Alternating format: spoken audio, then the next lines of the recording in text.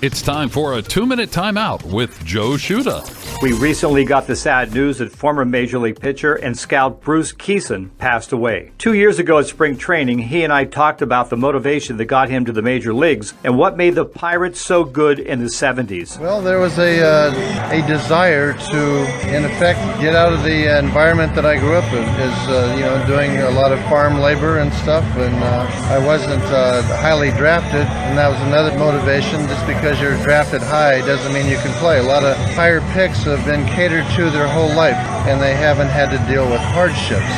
Therefore, it becomes a little more difficult for them, in some instances, to handle failure, to handle problems on the field, to handle life, because they were nurtured and they couldn't make decisions on their own. And I think that's just one facet of why, but I think the internal burn, competitiveness, and desire took me specifically above. You know, we won a world championship in 71, won one in 79. We had good players. And typically, good players make managers good. And our managers were good, and it was a combination of both. We had Hall of Fame people. If you're an outfielder in the Pirate organization, good luck, because there's no place to play. I could rattle off probably 30 names of people, outfielders that were good, but when you have Clemente in right, Al Oliver in center, and Willie Stargell, Al Oliver is certainly a candidate to be a Hall of Famer.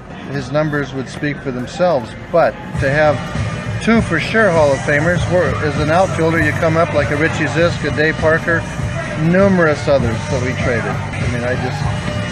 That'd be a hobby for somebody else to do. Look at all the outfielders we had, and I'm telling you, these guys could play. They just couldn't play for the Pittsburgh Pirates. I'm Joe Shuda with this 2-minute timeout.